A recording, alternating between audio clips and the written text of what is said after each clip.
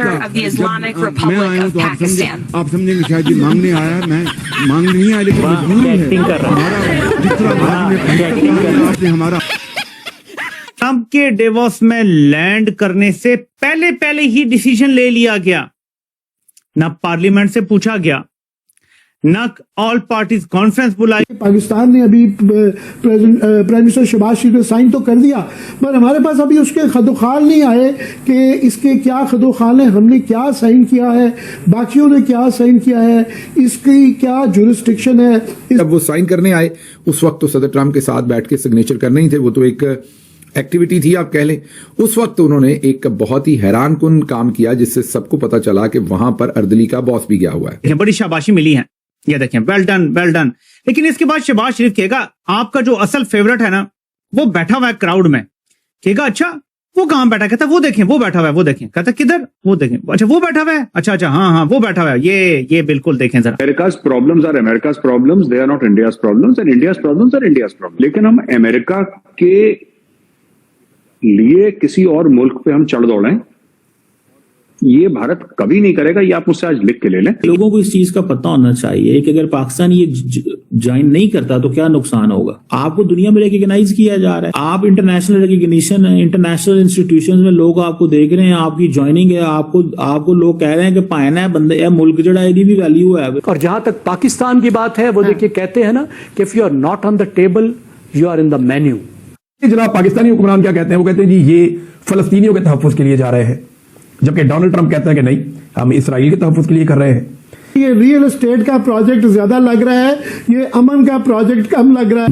हम लाते हैं talk shows और अनलिमिटेड एंटरटेनमेंट सिर्फ यूट्यूब पर। अगर आपने अभी तक हमारा चैनल सब्सक्राइब नहीं किया तो अभी सब्सक्राइब करें और बेल आइकॉन को क्लिक करके हमारी लेटेस्ट वीडियोस के बारे में अपडेट जानें। आप मुझे बताएं कि ये वर्ल्ड इकोनॉमिक फोरम, यहाँ पे किसी मिलिट्री चीफ का क्या काम है? यहाँ वज़राए खारजा आए होंगे, वज़राए आज़म आए होंगे, सदूर आए होंगे, बहुत हुआ तो नेटो का कोई चीफ आ जाएगा। नेटो एक सियासी तंजीम है, कौन और आएगा मुझे बताएं। अगर DGIS आया हो खुफिया तौर पे तो ठीक है, इंटेलिजेंस के लोग आए होते हैं। और किसी फील्ड मार्शल या आर्मी चीफ का क्या काम है ऐसी जगह पे? से भी अल्हम्दुलिल्लाह हमेशा की तरह जहाज भर के जो है प्राइम मिनिस्टर जो है अपने वज़रा के साथ वहां पहुंचे हुए हैं। कोई हमने डेवलपमेंट या इकोनॉमी में कोई इतने अछूते काम नहीं किए। इनफैक्ट हम दुनिया के बुरे तरीन मुल्कों में हैं डेवलपमेंट के और इकोनॉमिक परफॉर्मेंस के हवाले से, तो हमें ऐसे मौक़ों पे अवॉइड भी कर लेते तो अच्छा था। एक आधा कोई ब्यूरोक्रेट या कोई छोटा सा वजीर भेज देते खानापुरी के लिए तो काफी था, मगर चूंकि ऐसे मौक़ों पे कोई भी फ्री भी मिस नहीं की जाती, जहाज भर के जाना जरूरी है जब यहाँ लोग भूख से मर रहे हैं। क्या पाकिस्तान को इसका हिस्सा बनना चाहिए? अगर पाकिस्तान SCO के लिए मेंबर बन सकता है, ब्रिक्स के लिए ख्वाहिशमंद है कि बन जाए, तो ये भी ट्रंप के साथ भी आप बैठ जाए कुछ देर के लिए। जहां तक मेरी अंडरस्टैंडिंग है $1 बिलियन अगर आप देंगे तो फिर आप 3 साल से ज्यादा रह सकते हैं। शायद 3 साल के लिए $1 बिलियन की शर्त नहीं है, लेकिन बहरहाल अगर हमने पैसे दे के बैठना है तो फिर मेरे ख्याल में उससे बेहतर है कि हमें सऊदी अरब, तुर्की, पाकिस्तान जो कि अब एक इत्तेहाद में बनते जा रहे हैं या सुन रहे हैं, शुनीद है कि वो आपस में साथी बन जाएंगे, उनमें से फिर किसी को कह के कोई $1 बिलियन दिलवा लें। और अगर आपको एक सीट मिलती है वहां पे पाकिस्तान को अपने आजकल के तल्लकात के पस मंजर में, तो ले लीजिए, 3 साल अच्छे गुजर जाएंगे। ट्रंप का ये पता नहीं है कि 6 महीने साल के बाद पाकिस्तान के बारे में क्या सोचेगा। तो मेरा ख्याल है लॉन्ग टर्म तो वैसे ही नहीं हो सकता, मुमकिन ही नहीं है, ना ही पाकिस्तान को कमिट करना चाहिए। और ये भी खतरा मौजूद नहीं है कि पाकिस्तान अफवाज भेजेगा, क्योंकि मेरा ख्याल है वहां पे और ज्यादा लोग हैं जो ये कह रहे हैं कि किसकी अफवाज हमें कबूल है और किसकी नहीं है, और पाकिस्तान उन मुल्कों में से है जिनकी अफवाज कबूल नहीं है। तो जाने में अगर मौका मिलता है, बगैर पैसे दिए हुए सीट मिलती है, जरूर ले लीजिए। आपके कैप में एक और फेदर आ जाएगा कुछ देर के लिए, जब तक ट्रंप आपके साथ है, वरना फिर ट्रंप 2 साल बाद या साल बाद चेंज होगा तो फिर आपको कुर्सी भी छोड़नी पड़ेगी और वापस अपनी जगह पे आना पड़ेगा। हमें चीन के साथ ताल्लुकात को बासूरत बहुत मजबूत रखना चाहिए ताकि हम अमेरिका की किसी भी ऐसी अनप्रेडिक्टेबिलिटी को बैलेंस कर सकें। दुरुस्त हो गया, सिग्निफिकेंट चीज है भैया।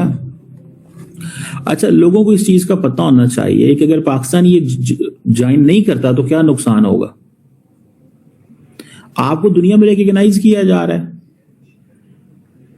आप इंटरनेशनल रिकॉग्निशन, इंटरनेशनल इंस्टीट्यूशन में लोग आपको देख रहे हैं, आपकी ज्वाइनिंग है, आपको लोग कह रहे हैं कि पायना है बंदे, मुल्क जड़ा है, भी वैल्यू है। आप आइसोलेशन का शिकार थे। आप आइसोलेशन का शिकार थे और आप जो है वो इस सारी चीज में फंस गए आप। तो अब आपको अगर ये मौका मिल गया है तो आप इसे क्यों नहीं अवेल करना चाहते? फिर बीच में ऑपोजिशन भी है पाकिस्तान की, वो कहती है भाई तुमने क्यों नहीं किया, देखो इंडिया नहीं जा रहा। अच्छा, वो कह रहे हैं कि पायन मुझे ये बता दें कि जब जिस बोर्ड के अंदर इजराइल है आप उसमें क्या कर रहे हैं? अब ये भी सवाल है। तो भाई इजराइल तो यूनाइटेड नेशंस में भी है, तो अब क्या करें उसमें? फिर सवाल तो बनता है ना एक। अब पाकिस्तान का क्या मौकफ है कि हम पैलेस्टीनियन स्टेटहुड के ऊपर कॉम्प्रोमाइज नहीं करेंगे, पैलेस्टीनियंस की जो राइट ऑफ सेल्फ डिटर्मिनेशन है उस पर कॉम्प्रोमाइज नहीं करेंगे।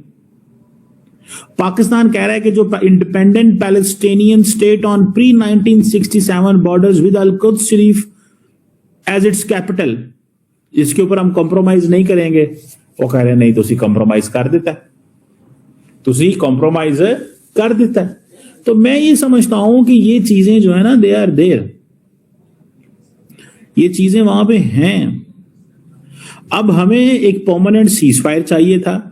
लोग कह रहे हैं जी कि इंडिया ज्वाइन नहीं कर रहा सीज, उसको लोग कह रहे हैं इंडिया ज्वाइन नहीं कर रहा, तो तुसी क्यों कर रहे हो?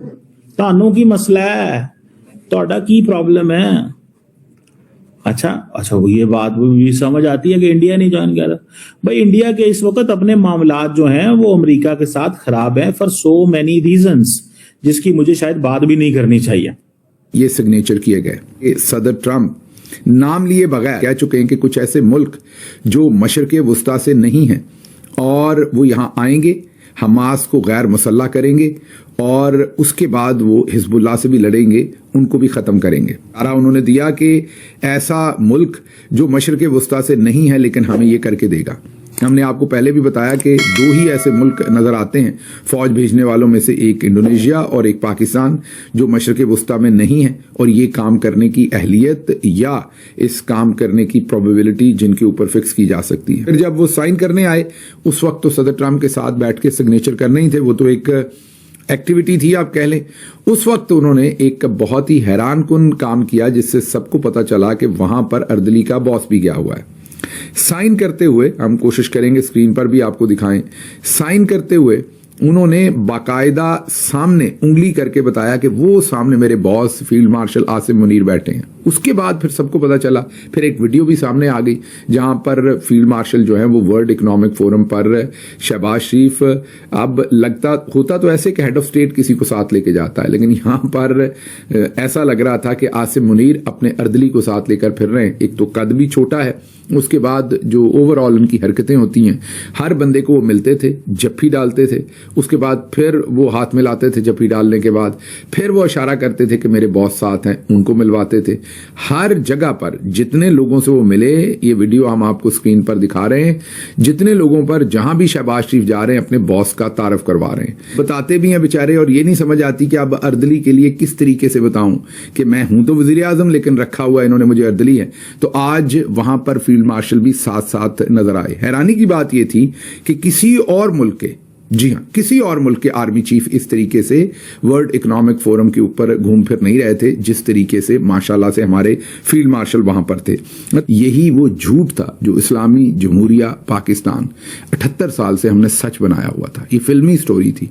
ये जो इंडिया के साथ भी हमारी सारी है ना, ये आज हमारा पैसों का लेन देन को सेट हो जाए, वहां पर भी यकीन कीजिए वहां भी मामला हम बिल्कुल फिट कर देंगे। जैसे 78 साल आपको इसराइल के, मैं तो अब उल्टा कहूंगा कि आपको इसराइल के खिलाफ बेचा गया सारा सौदा। 78 साल इन्हीं हमारे जर्नल्स ने थ्रू हमारे मौलवी हजरात के 78 साल आपको ये सौदा बेचा, ये मंजन बेचा कि इसराइल के साथ हमारी बड़ी सख्त दुश्मनी है और हमने तो चुक देना है। उम्मत मुसलमान का जो झंडा है वो यहीं से लहराना है और जाकर हमने वहां कब्जा करना है। किबला अव्वल जो है उसकी हिफाजत हम ही ने करनी है। और अब बिल्ली और बिल्ला और दूध और दही सारा कहां से निकल रहा है? अब वही उलमा कराम, कल हमने ताहिर अशरफी साहब का बयान आपके सामने रखा। 18 तारीख को वो क्या कह रहे हैं कि उन्हें पूरी उम्मीद है कि पाकिस्तानी फौज ये काम नहीं करेगी, नहीं जाएगी। और कल उनका लेटेस्ट जो वीडियो था उसमें वो फजाइल बयान कर रहे थे कि फलस्तीन में जाने के क्या फजाइल है। ये एक फिल्म है 78 साल से जो आपके सामने चल रही है, फेक है सब कुछ। सीन आप देखते हैं, ओवरवेल्म होते हैं, रोते हैं, महसूस करते हैं। आपको लगता है यही आपका सच है, लेकिन आपका ये सच नहीं है। मिन्नू नोट वखा मेरा मूड बने। तो आपको ये वीडियो कैसा लगा कमेंट बॉक्स में जरूर लिखिए। इस वीडियो को लाइक कीजिए, शेयर कीजिए, सब्सक्राइब करना ना भूलिए आपके चैनल EFC.Z को। मिलते हैं अगली वीडियो में। जय हिंद।